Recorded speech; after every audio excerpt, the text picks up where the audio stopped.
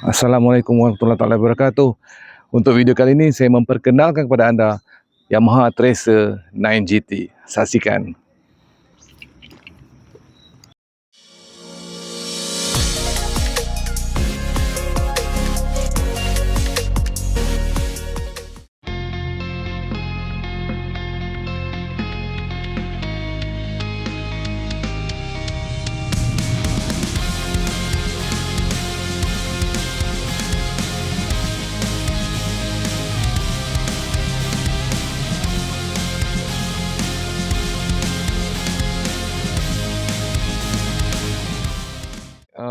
Sebenarnya Tracer 9GT ni kalau secara kasarnya ianya adalah sebuah motosikal touring untuk perjalanan jauh, untuk sama ada solo ataupun dengan pilihan.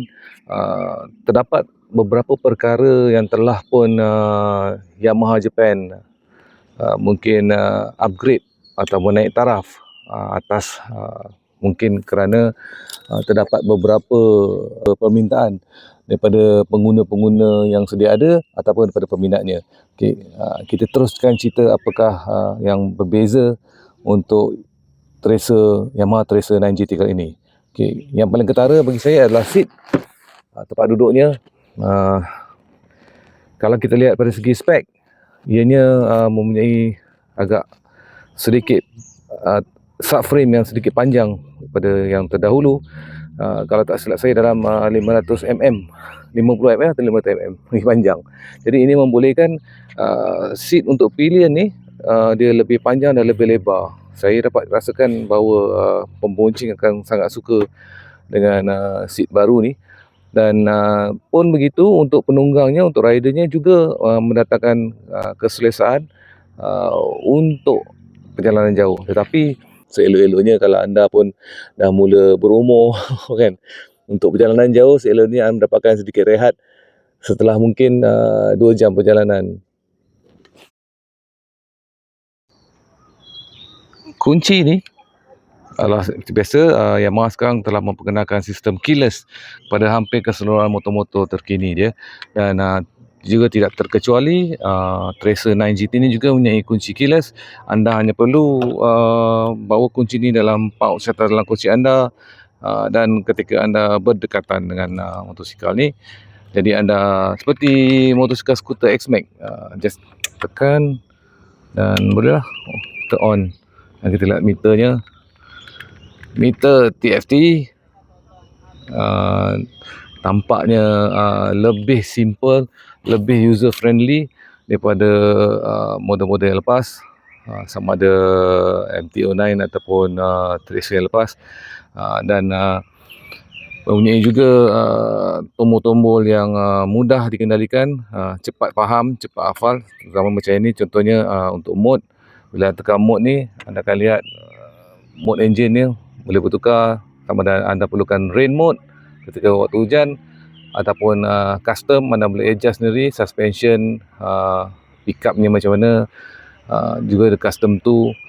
Dan seperti biasa sport, yang mana ia akan memberikan anda sedikit kuasa tujahan ataupun pick up yang lebih best, dan juga secara tak langsung akan mengeraskan suspension untuk penunggangan yang lebih agresif. Dan ini ketika anda memerlukan perjalanan di jalan dalam bandar ataupun jalan raya biasa. Dan juga untuk bak yang ini, tombol di belah kiri dapat dilihat sini macam-macam ada lah. Okay, terutama yang ini function cruise control. Kebanyakan motosikal sekarang, especially motosikal touring, dah ada cruise control. Cuma saya mungkin terlalu old school kot, saya susah sikit nak meletakkan keberadaan saya pada kontrol elektronik. Okey, bagi mereka yang mungkin masih lagi tak berapa tahu cruise control ni apa, seperti kereta, anda boleh setkan kelajuan yang anda nak. So anda bawa kelajuan tu, anda boleh dapatkan dia sama ada lebih tinggi ataupun lebih rendah. Kalau anda set contohnya pada 100 km sejam, tekan cruise control dan set dari sini, dan tanpa memulas throttle, dia akan speed di situ akan menunjukkan 100 km sejam. Dan apabila anda ingin menamatkan cruise control tersebut, anda hanya perlu sama ada pusing twist throttle tu ataupun tekan brake lah. Dia akan kembali kepada manual. Cuma saya tak berapa yakin tentang kebolehan cruise control pada mana-mana motosikal, sebab ialah 2 roda dengan 4 roda ni lain pengendalian dia. Macam mana pun terpulang pada masing-masing. Teknologi tersebut adalah pada Yamaha Tracer 9GT ni. Okey, dan ini adalah toggle-toggle ataupun dia punya mouse lah untuk anda dapat melihat menu-menu lain. Contoh, kalau tekan home ni, okey, anda boleh lihat kita tekan toggle ni, ke kiri tekan atas atau ke bawah. Ini atas ke bawah untuk kita menggerakkan windscreen. Okey, ni windscreen ni boleh naik ataupun turun. Tetapi yang bagi saya ianya lebih sesuai kalau untuk windscreen ni mempunyai satu switch yang lain. Mungkin dah tak ada tempat lagi kot. Kerana anda terpaksa tekan home key untuk mencari function windscreen tu. Jadi kalau kita tekan ke kiri dan ke kanan, ia boleh bergerak ke function-function yang lain. Gitulah dia, ada grip warmer dan untuk windscreen. Tapi kalau windscreen sahaja ada pada mana-mana bahagian tombol, lagi senang, kerana saya rasa itulah function yang paling banyak digunakan oleh penunggangnya. Kalau ada pula di antara anda yang mungkin bijak sangat cakap, ini kalau motor ni kalau bateri habis macam mana kan? Habis lah, tak boleh nak start. Jangan takut, sekiranya bateri anda kong, kunci keyless ni membolehkan anda, kalau tarik dari belakang, tarik ni, akan keluar kunci. So anda boleh buka bawah tu, ada lubang kunci untuk seat, dan buka seat belakang dan mungkin boleh tukar bateri. Kalau bateri kong lah. Kalau lain yang kong tu, wallahualam.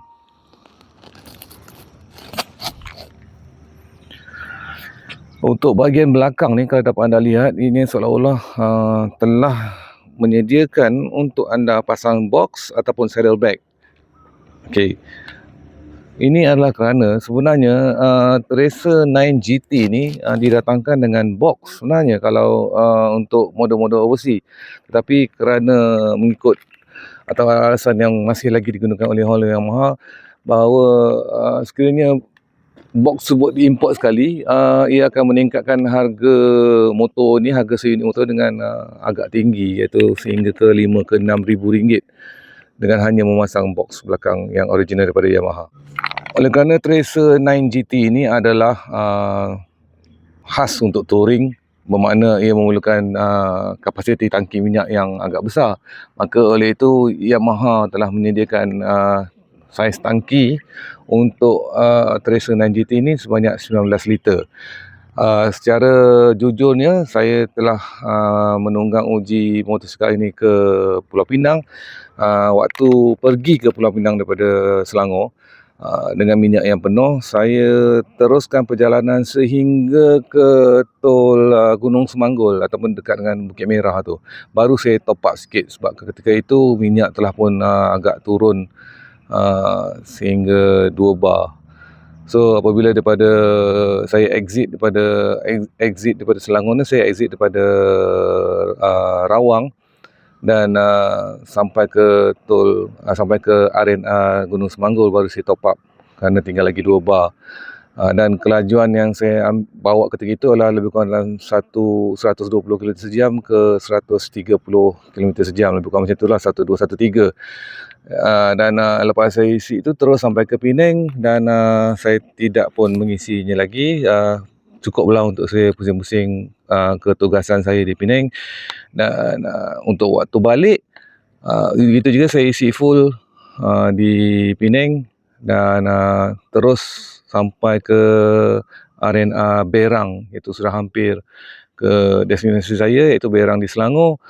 Ketika itu tinggal 2 bar juga, jadi saya top upkan lagi sikit untuk saya sampai ke rumah lah. Jadi 19 liter tu untuk perjalanan balik saya bawa agak laju sikit, kerana banyak pula jumpa geng-geng tracer tengah jalan.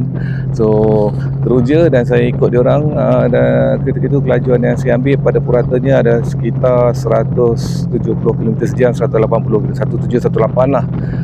Jadi minyak tu cepatlah sikit pakai, banyaklah sikit pakai dan cepatlah habis sikit.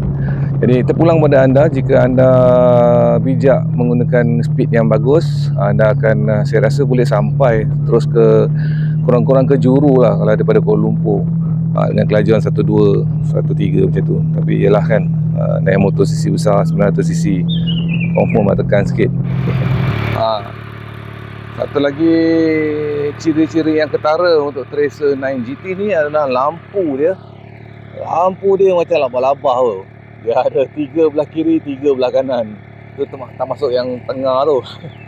So bagi saya ini adalah satu perkara yang menarik, kerana walaupun dapat dilihat ianya agak kecil, tetapi ianya mempunyai suluhan yang agak baik. Dan juga ini mempunyai satu sistem yang mana kalau anda membelok ke kanan, lampu yang bawah ni, lampu antara lampu ni, dia akan memberi suluhan yang lebih pada belah, kalau anda belok kanan, dia akan beri lebih suluhan pada belah kanan. Ni belah kiri, ni belah kanan. Kalau anda belah kanan, dia akan lebih ke suluhan tu sebelah kanan, menyuluh lebih pada belah kanan supaya lebih memudahkan anda untuk selekoh ke kanan. Begitu kalau anda ke kiri, dia akan memberi suluhan yang lebih, suluhan tu lebih pada belah kiri. Dia ada sistem elektronik yang mana boleh mengesan sudut kecondongan motor anda ketika menunggang. Ini juga sekali termasuk dengan kebolehan enjinnya. Dia mempunyai sistem Axis IMU yang mana sekiranya anda sedang mengambil selekoh kan, jadi traction controlnya akan mengambil alih, memberi cengkaman yang lebih kuat pada roda belakang dan tidak membenarkan anda kata orang tu terlebih rev ketika sedang mengambil selekoh tersebut.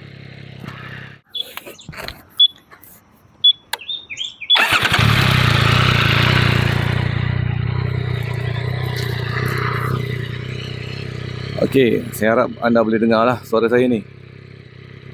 Untuk exhaust standard untuk Yamaha MT-09 yang terbaru dan juga Tracer 9GT yang terbaru ni, bagi saya adalah sistem exhaust yang sangat buruk rupanya. Akan tetapi ia mempunyai bunyi yang saya rasa paling best untuk sebuah motor standard. Dia bunyi kasar, dia ada bunyi bass, dia ada. Memang kata orang tu, kalau tak tukar, kalau anda boleh tahan lah rupa bentuk dia. Ni dah cukup baik lah. Okey, untuk lampu belakang Tracer 9GT, ni dia lampu belakang dia. Saya rasakan dia macam pakai balik lah lampu belakang MT-09 version 1 dan juga Tracer 900 version yang pertama. Macam dipakai balik lah rupa bentuknya. Dia macam motor tak siap ni kan. Lampu terkeluar, dia macam tak ada tail kit ataupun tail cover set. Dia terus je pasang macam ni. Tapi ia nampak rugged lah. Separuh orang suka, separuh orang mungkin tak suka. Itu terserah pada dia masing-masing. Okay. Enjin 3 silinder Yamaha Tracer 9GT ni, ianya adalah enjin yang sama digunakan sejak zaman berzaman. Okay. CP3 900cc 3 silinder. Okay, kita bincangkan juga soal suspensinya. Untuk suspensi monoshock di belakang boleh laras, bagi saya mungkin boleh laras soft hard. Okay, ini soft hard boleh laras untuk memudahkan anda adjust sama ada ketika sedang naik berdua ataupun sedang menunggang solo. Dan untuk suspensi hadapan ia adalah electrical, yang mana ia daripada KYB dan ianya boleh laras mengikut kehendak penunggangan anda. Ketika kita tukar mode tu, secara automatik akan menukar mengikut kesesuaian mode pemanduan anda. Okey. Okey, secara kesimpulannya, Yamaha Tracer 9GT ini adalah meneruskan legasi kebolehan untuk travel jarak jauh. Keselesaan ditambah baik, diperelokkan lagi untuk model yang ini dan membolehkan anda meneruskan perjalanan tanpa henti pun. Saya rasa macam setakat Penang ke KL boleh terus saja tanpa berhenti. Saya telah buat terus daripada Penang terus sampai ke Selangor dan tanpa berhenti. Cuma berhenti untuk isi minyak sekejap. Menunjukkan bahawa keselesaan yang ada, tunggangan position riding positionnya juga agak selesa untuk kebanyakan orang.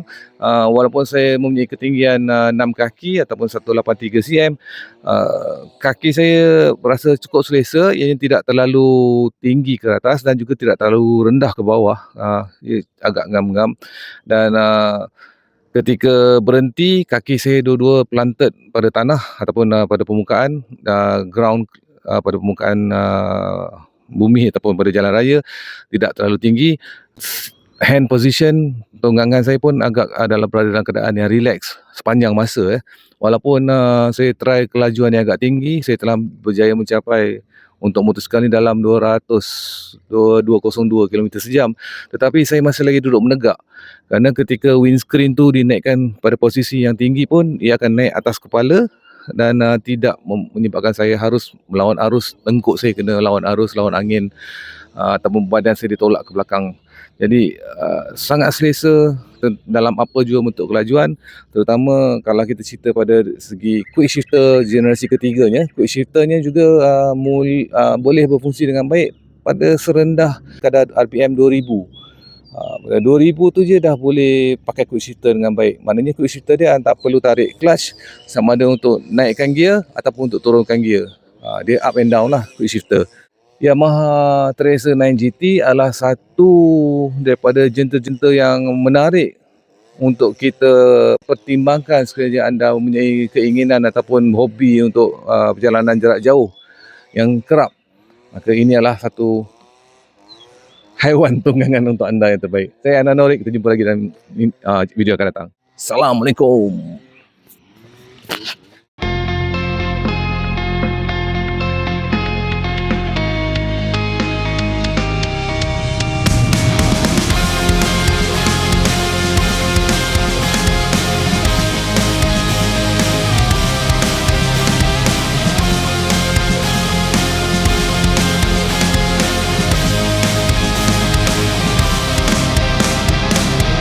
Racing my own thoughts into the silence, seeking the guidance